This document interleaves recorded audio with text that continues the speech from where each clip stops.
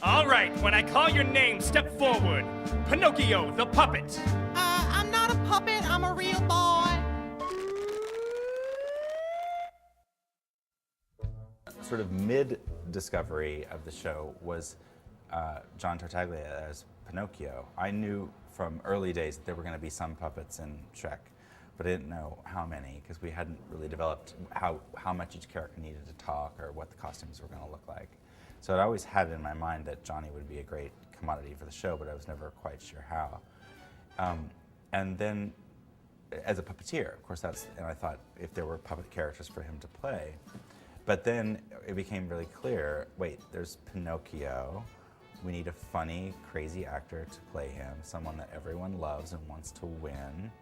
And how cool that a puppeteer is playing a puppet. It's funny to look back and look at my time with the Muppets and look at my time with Johnny and the Sprites and look at my time with Avenue Q and everything, and it all kind of combined into this track that I get to do every night that kind of does I hope it's the best of what I do. Well, Johnny Tartaglia and I have worked together in many benefits, like left and right, and so we've never actually worked together except on his show, Johnny and the Sprites, where I was Make a Mess Troll. And but we've always admired each other's work, and so to be able to work with him actually, and he's a friend before we even started working together, so it's really fun working with your friends. When my daughter's 7 years old, I said, Grace, guess what Daddy's going to be doing? He's going to be doing a new show. It's called Shrek the Musical. Guess what part I'm playing? She said, Pinocchio? And I said, no, I'm going to be playing Shrek. She goes, why can't it be Pinocchio? I said, well, John Tartaglia got that part, so. You know, I think that whenever you play a character that's already beloved, you face that challenge of what you're going to bring to it that's unique and what people know of it. David Lindsay-Abaire, our brilliant book writer, you know, he gave my character such great darkness, I guess. I decided that, okay, Pinocchio's really got a dark side, you know, and then we even talked about, you know, where in their stories are they? You know, has Pinocchio turned into a real boy? And if he did, why is he back being a puppet again? What's great about the Pinocchio character, and Johnny was on it from the very beginning, is Pinocchio goes through a similar process that Shrek goes through. And so they're the fairy tale creatures. How do they function in the story? Well, they have to be a reflection of your protagonist's journey. So like Shrek, they've all been judged on outward appearances, or because they're freakish, they've been evicted from Duloc. And Pinocchio in particular is a character who is in total denial about who he is, or pretending to be something different. So in the course of the show, he has to embrace his inner and outer freak and say, this is who I am, and I'm powerful and special because of who I am. And that's exactly what Shrek goes on. It's exactly the journey that Fiona goes on. Yes! It all makes sense now. We may be freaks, but we're freaks with teeth and claws and magic wands, and together we can stand up to Farquaad. Never take it down, raise it way up.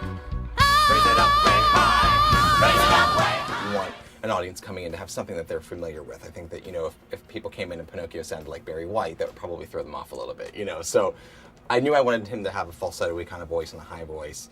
And then the one thing I get asked all the time is about the accent, the southern accent, which, you know, I want to be all like deep and profound, but really it's like, well, he's made of hickory. That's why. And the wood's from Tennessee and it was shipped over to Italy. It happens. So that's really, it's pitiful. I try to put in a lot of physical stuff. I think I try to act like a puppet. I try to walk like a puppet. I think like a puppet. So I hope that comes through. So with Johnny coming into the show, I was very lucky to have not only a great actor in that funny part, but someone who could also puppeteer the dragon and help us supervise the way that the puppets were manipulated and portrayed.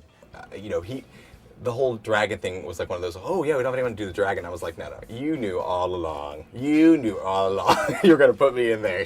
Both as an actor and as a professional puppeteer, his contribution to the show is quite comprehensive, probably in a way that people don't even realize, because a lot of what he's done as with classic puppetry isn't actually seen.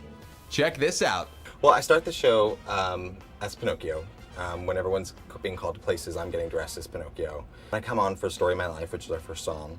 And as soon as Story of My Life is over and we do the goodbye song, I run off stage, drop everything, and I run up 4 flights.